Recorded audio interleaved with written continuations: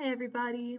In class we have been talking about an artist named Georges Seurat who uses pointillism to create his art. We are going to make our own paintings using pointillism inspired by Mr. Seurat. To begin, we need to brainstorm.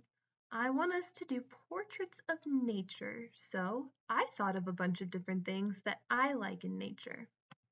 From there, I decided what I really did want to do, such as trees and paths and lakes, and what I didn't want to do as much, such as parks and hills. All of the other stuff in between is stuff that I might add later as I go on, depending on how my painting looks. Now we can begin our art piece. We start with a sketch. I started with a tree since that is something I knew that I wanted to do. You can use any paper you want so long as the paint won't bleed through it. I went on to continue to draw a path next to the tree and a grassy area and an area where water was going to be, and I decided about halfway through to add boats so that my portrait didn't look quite as empty. Now that we have our sketch, we can begin to paint on the same piece of paper we did our drawings on. Make sure to put a bigger piece of paper or something else underneath your painting to protect the table from the paint. You're going to be putting your paint on a paper plate. I realized as I began that I am out of paper plates, so in the pictures I will be using a bowl.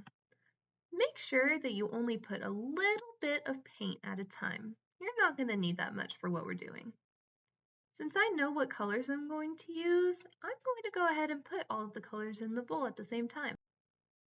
Notice that I keep all of the colors separated and I make sure to only do a small amount of each. Instead of using brushes, we are going to be using swabs. Make sure that you have plenty of swabs because we will need one for each color we use. Go ahead and grab your Q-tip and gently dip it into the first color you're going to use. You don't need much. You only need to cover a little less than half of the top of the Q-tip. Now you're going to take your Q-tip and you're going to gently place the end with the paint onto the paper. When you lift the Q-tip again, you'll notice that there is a dot of the paint color that you have. Keep doing this to create as many dots as you need in the space where you want that color to be. When you're done with that color, you're done with the Q-tip and you can go ahead and set it aside. For every new color that we use, we are going to need a new Q-tip, so I'm going to go ahead and get a new one since I'm about to change colors. Remember to do this every time you get a new color. It wouldn't look good if we blended all of the different paints. Now, just like we did with our first color, we are going to gently dip our new Q-tip into our new color. And just like in our last color, we are going to use the Q-tip to place dots of this color all around the paper as we want. We will continue to do this with our entire painting. Our goal is to fill the entire page with color and make sure that the colors represent the shapes.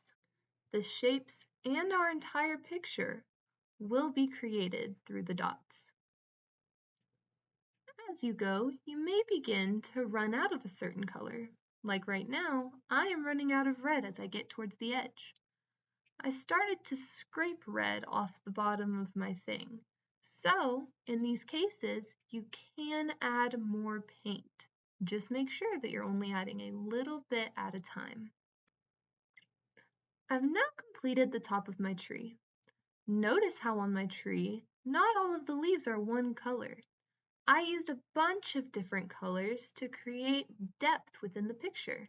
It makes it more interesting to look at. I want you to keep this in mind as you create your art piece. After I'm done with the leaves, I'm going to continue to paint my piece and I'm going to use my dots to fill out the entire page. As I was painting, I decided to add some white dots in my grass to represent dandelions. I didn't include it in my sketch, but I thought of it as I was going and decided that I liked that idea. It's okay to do this in your art piece, so long as you don't change completely what you were doing. I am done with my piece when my entire page is covered in color. What's important to remember when you're doing this art is that you still want to know what it is a picture of. You know that I have a tree and a path and color.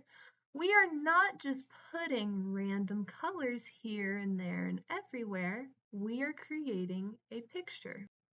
Even though it's just a series of dots, each dot has a purpose.